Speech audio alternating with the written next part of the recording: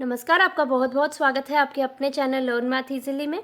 आज के वीडियो में हम एसोसिएट एलिमेंट अपने टॉपिक पर बेस्ड एक इम्पॉर्टेंट थ्योरम डिस्कस करने जा रहे हैं, जहां पर हम ये कह रहे हैं कि एसोसिएशन जो है वो एक इक्विवेलेंस रिलेशन होता है।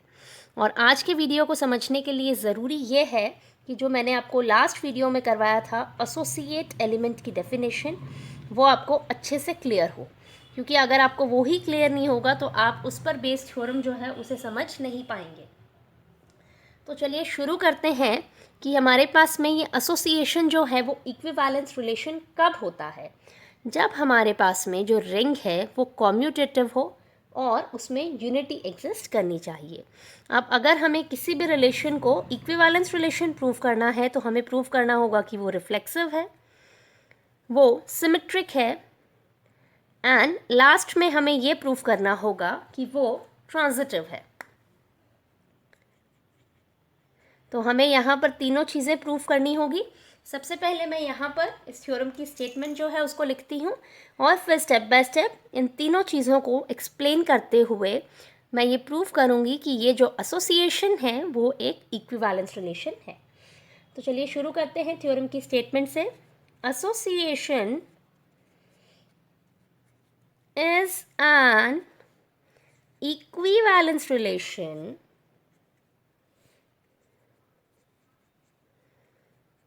in a commutative ring with unity। हम ये प्रूफ कर रहे हैं कि एसोसिएशन जो है वो एक इक्विवेलेंस रिलेशन होता है। कब? जब हमारे पास में रिंग जो है वो कॉम्यूटेटिव हो विद यूनिटी हो। तो चलिए शुरू करते हैं इसके प्रूफ से। सबसे पहले हम इक्विवेलेंस का जो फर्स्ट स्टेप होता है यानी कि रिफ्लेक्सिव, उसको प्रूफ करते हैं। रिफ्लेक्सिव, देखिए ए जो है वो हमेशा ही खुद का एसोसिएट होता है। ए इज एसोसिएट ऑफ ए। अगर हमारे पास में रिंग जो है उसके अंदर यूनिटी एग्जिस्ट करे, क्योंकि हम रिंग के हर एक एलिमेंट को किस तरह से लिख सकते हैं, A is equal to A into one. One क्या होता है? One is unity of R which is unit in R. हमें पता है कि किसी भी रिंग की जो यूनिटी है वो हमेशा ही मल्टीप्लिकेटिवली इन्वर्टेबल होती है, यानी उसका मल्टीप्लिकेटिव इन्वर्स एग्जिस्ट करता है, इसलिए यूनिटी जो है वो आर की यूनिट हो जाती है। तो हम ए को किस तरह से एक्सप्रेस कर पा रहे हैं? A into unit in are. Therefore this relation is reflexive. अब हम और आगे बढ़ते हैं और हम बढ़ते हैं सिमेट्रिक की तरफ।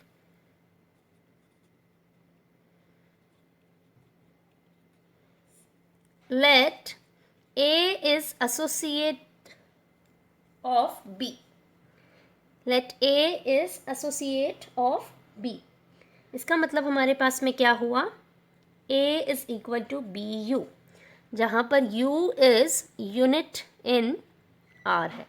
अगर U जो है वो R का यूनिट है, इसका मतलब हमारे पास में वो मल्टीप्लिकेटिवली इन्वर्टेबल है, उसका मल्टीप्लिकेटिव इन्वर्स एग्जिस्ट करेगा।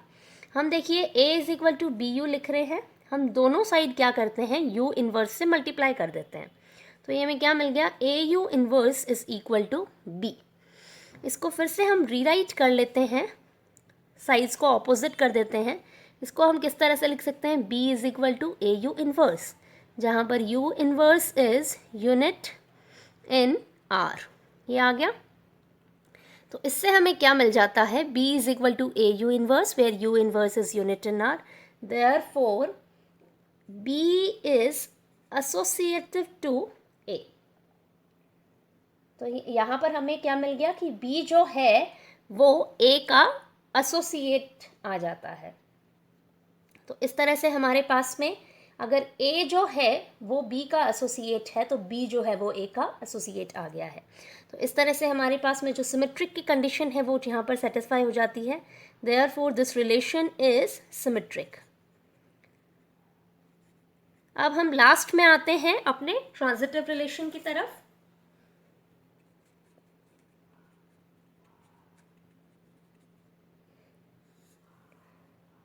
जहाँ पर हम क्या कह रहे हैं, let a is associative of B and B is associative of C। हमें क्या प्रूव करना है कि A जो है वो C का एसोसिएट है।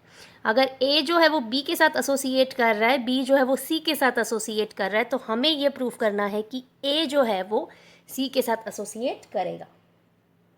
तो let A is associative of B। ठीक है, इसका मतलब क्या हुआ, implies there exist U unit belongs to R such that A is equal to BU. Similarly, B is associative to C. There exists unit V belongs to R such that B is equal to CV. A is equal to B U मिल गया हमको इस condition से, B is equal to C V मिल जाता है हमको इस कंडीशन से। तो अब हम इस B की वैल्यू ऊपर सब्सटीट्यूट कर देते हैं, तो हमको ये क्या मिल गया, A is equal to C we u. हमने डायरेक्ट ये वाली जो वैल्यू है उसको इधर सब्सटीट्यूट करा है।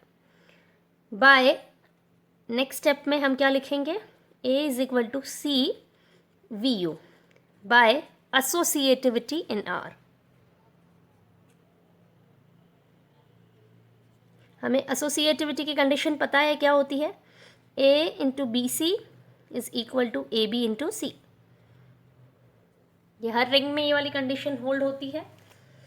तो यहाँ पर हमें क्या मिल गया, A is equal to C we u. हम इसको इस तरह से लिख सकते हैं, A is equal to c into डब्ल्यू, जहाँ पर डब्ल्यू हमने लिया है V इंटू यू। अब देखिए V यूनिट है यानी इन्वर्टिबल है मल्टीप्लिकेटिवली, U यूनिट है तो दोनों का जो प्रोडक्ट है वो भी यूनिट होगा, इम्प्लाइज W इज़ यूनिट। तो हमारे पास में W जो है वो यूनिट आ जाता है। अब W यूनिट आ गया तो यहाँ पर देखिए A को हम लिख पा रहे हैं A is equal to c into डब्लू, जहाँ पर W यूनिट है। इससे हमें क्या पता चल जाता है कि A जो है वो C का एसोसिएट है। तो हमारे पास में ए सी का एसोसिएट आ गया, देयरफॉर ये जो हमारे पास में एसोसिएशन रिलेशन है ये ट्रांजिटिव भी हो गया। अब देखिए हमने ये जो एसोसिएशन रिलेशन है इसको रिफ्लेक्सिव भी प्रूव कर दिया, सिमेट्रिक भी और ट्रांजिटिव भी। ये तीनों चीज़ें हमने जब यहाँ पर प्रूव कर दी तो हमारे पास में ये जो रिलेशन है इज़ एन इक्विवेलेंस रिलेशन। तो इस तरह से हमारे पास में ये जो रिलेशन है वो एक इक्विवेलेंस रिलेशन आ जाता है और यही हमें यहाँ पर प्रूव करना था। एसोसिएटिव का ये जो कॉन्सेप्ट है एसोसिएट एलिमेंट का, उस पर मैंने ये दो ही चीज़ें देखी है अब तक। अगर आपको लगता है कि इस पे बेस्ड आपको और भी कोई मटेरियल एग्जाम में मिलता है या आपकी यूनिवर्सिटी में इससे रिलेटेड कुछ और कराया जा चुका है तो आप मुझे कमेंट सेक्शन में कमेंट कर सकते हैं, मैं ऐड ऑन कर दूँगी यहाँ पर। इसके अलावा हम आने वाले वीडियोस में फिर से अपने यूक्लिडियन डोमेन के कॉन्सेप्ट को ही कंटिन्यू करते हुए उन पे बेस्ड कुछ थ्योरम्स और रिजल्ट्स हैं वो डिस्कस करेंगे स्टेप बाय स्टेप। आज का ये जो वीडियो है वो यहीं पे कंप्लीट होता है। वो वीडियोस कंप्लीट हो जाने के बाद में फिर जो हम नया सब टॉपिक स्टार्ट करेंगे यूक्लिडियन डोमेन का वो है पॉलिनोमियल रिंग्स। अगर वीडियो में कुछ भी आपको अच्छा लगता है तो वीडियो को लाइक करें। Thank you so much for watching this.